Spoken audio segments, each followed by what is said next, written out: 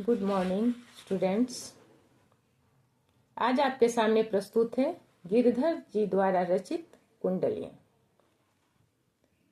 कुंडलियां काव्य की एक विधा है जो दोहा और रोला छंद से मिलकर बनी है।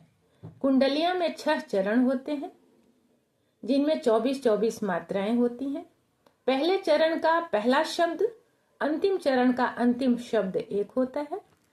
द्वितीय चरण का अंतिम पंक्ति और तृतीय चरण की प्रथम पंक्ति एक होती है।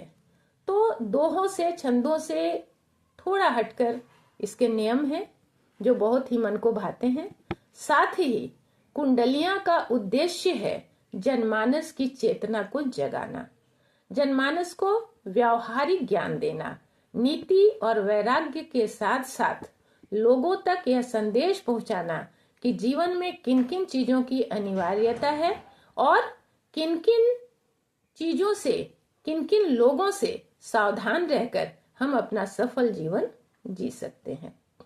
कम से कम मूल्य की वस्तुएं भी हमारे लिए कितनी महत्वपूर्ण होती है और किस तरह से वो हमारी मान मर्यादा की रक्षा करती है। कभी कभी प्रश्न यह भी पूछा जाता है कि गिरधर कविराय ने जो कविता लिखी, जो एक कुंडलियां लिखी, तो कहीं कहीं साईं शब्द का प्रयोग हुआ है। तो ये साईं शब्द किसके लिए प्रयोग किए गए? तो कुछ ऐसे उत्तर मिलते हैं कि साईं शब्द शायद गिरधर जी की पत्नी के लिए उल्लेख किया गया है। कुछ इसके बारे में विश्वसनीयता अभी नहीं है, लेकिन जैसा मुझे लगता है कहीं और भी कुछ सूत्रों द्वारा देखने को मिलता है। दूसरी बात, यह प्रश्न पूछा जा सकता है कि प्रथम गिरधर कौन थे? तो आपको मालूम होगा कि भगवान श्री कृष्ण ने द्वापर युग में गिरि को धारण किया था, पर्वत को अपनी अंगुली पर धारण किया था, तब से उन्हें गिरिधर कहा जाता है। तो प्रथम गिरधर आज भी हम भगवान श्री कृष्ण को ही मानते हैं। तो कभी कभी ऐसे छोटे छोटे प्रश्न आपके सामने उपस्थित होंगे और जानकारी बहुत ही आपके करीब है, पर शायद आप ना लिख पाए। तो इन चीजों को ध्यान में रखते हुए हम आते हैं कुंडलियों की ओर। कुंडलियों के बाद इसके उद्देश्य, इसके प्रश्नोत्तर को भी ध्यान देने की आवश्यकता है। तो सबसे पहले हम पढ़ते हैं कुंडलियां। पहली कुंडली है, लाठी के गुण को बताया गया है कि किस प्रकार पैदल यात्री के लिए लाठी महत्वपूर्ण है, उसकी सुरक्षा भी लाठी करती है और उसको रखने में भी कोई समस्या नहीं है और उसको खरीदने के लिए पूंजी की भी आवश्यकता नहीं है। तो लाठी में गुण बहुत है। सदा राखिए संग, गहरी नदी नारी जहां, तहां बचावे अंग, तहां बचावे अंग, झपटी कुत्ते को मारे, दुश्मन दावा गिर तिन्हों को झारे, कह गिरधर कविराय सुनो है धूर के बाटी, सब हथियारन छाड़ हाथ में लीजिए लाठी। तो धूर के बाटी, यहाँ एक लाइन आता है, धूर का बाटी किसे कहा गया? पैदल यात्री को कहा जा रहा है, क्योंकि हम ट्रेन, बस या हवाई जहाज पर सफर करते हुए लाठी का उपयोग नहीं कर सकते। पैदल यात्री के लिए बहुत ही सुविधाजनक और सुरक्षा का शस्त्र है लाठी। आप नदी नारी जब पार करना है तो आप लाठी से उस जल की गहराई को नाप सकते हैं, अपनी सुरक्षा कर सकते हैं। अगर आपके पीछे कुत्ते पड़े हुए हों तो आप कुत्तों को मारकर भगा सकते हैं। कभी कभी ऐसा भी होता है कि चलते वक्त कहीं रात हो जाए, कहीं एकांत आ जाए, कोई दुश्मन आपके पास आ जाए, तो आप लाठी से उसे मारकर भगा भी सकते हैं और अपनी सुरक्षा भी कर सकते हैं। तो इस तरह से सामान्य नागरिकों के लिए भी लाठी जैसा अस्त्र शस्त्र बहुत ही उपयोगी है, महत्वपूर्ण है। कहते हैं ना कि तिनका कभू न निंदिए जो पायंतर होए, और कभू उड़ी आखिन परे पीर घनेरी होए। एक तिनके की भी कब कैसी आवश्यकता पड़ जाए और वह कितनी पीड़ादायक हो सकती है, इसे तो वक्त पड़ने पर ही जाना जा सकता है।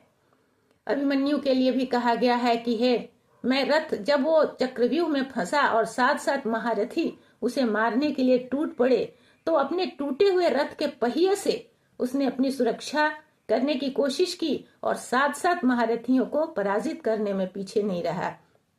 कवि ने लिखा है, मैं रथ का टूटा हुआ पहिया हूं, मुझे फेंको मत, न जाने कब कौन सा अभिमन्यु चक्रव्यूह में घिर जाए।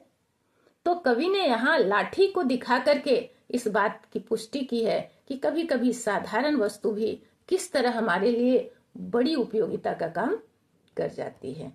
दूसरी कुंडली है कमरी, कंबल, जो अमीर, गरीब, मध्यम वर्गीय परिवार सबके लिए उपयोगी है और बहुत ही तरह के काम करती है। कहते हैं एक पंथ कई काम, कहते हैं एक पंथ दो काम, यहाँ एक पंथ कई काम, एक कमरी और कितने काम।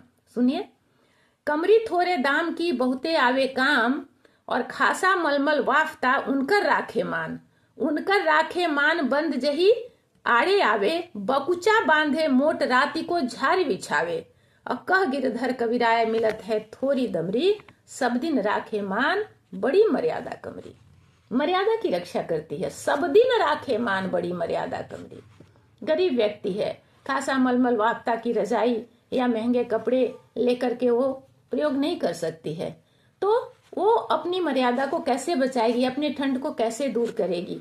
तो यहाँ पर है कि थोड़े दाम में मिल जाती है कमरी, कम मूल्य में मिल जाती है, लेकिन वो ठंड से हमारी रक्षा करेगी, बहुत सारे काम करती है। क्या क्या करती है?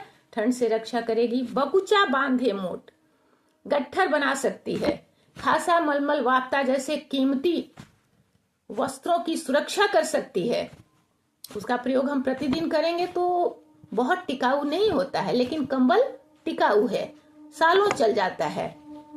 और कहीं आप बाहर जा रहे हैं तो बेडिंग के रूप में उसका प्रयोग कर लें, बेडिंग बना लें। कहीं रात में आपको रुकना है तो झाड़ करके उसे बिछा लें, ओढ़ लें, ठीक है। कोई मेहमान आ जाए तो उसे भी साफ सुथरा करके झाड़ करके आप उसे दे सकते हैं। तो आपकी मर्यादा की भी रक्षा कमरी करती है, आपकी सुरक्षा भी करती है, आपकी यात्रा में बेडिंग का भी काम करती है और आपके महंगे कपड़ों की सुरक्षा भी करती है। अब सोच लीजिए, कम मूल्य में खरीदी गई कमरी कितने सारे कामों को करती है। कुंडलियां की यही विशेषता है, सामान्य से सामान्य वस्तु को भी महत्वपूर्ण बना देना और हमारा ध्यान उस ओर आकृष्ट करना। तीसरा है साईं सब संसार में मतलब का व्यवहार। यह हमारे व्यवहारिक जीवन में हमें सतर्कता के लिए, सावधानी के लिए बड़ी ही सुंदर एक कुंडलियां हैं। व्यवहारिक जीवन में इसे जरूर ही उपयोग में लाना चाहिए कि साईं सब संसार में मतलब का व्यवहार। इस संसार में सब मतलब से जुड़ते हैं, स्वार्थवश लोग एक दूसरे के साथ होते हैं। अब जब लगी पैसा गांठ में तब लगी ताको यार। जब तक आपके पास संपत्ति है, जब तक आप उसके लिए उपयोगी हैं, तब तक आपके मित्र आपके इर्द गिर्द हैं। और जब तक ताको यार, यार संग ही संग डोले और पैसा रहे न पास, यार मुख से नहीं बोले, पैसा खत्म यारी खत्म। यहाँ कृष्ण और सुदामा की यारी सिर्फ किताबों के उदाहरण बन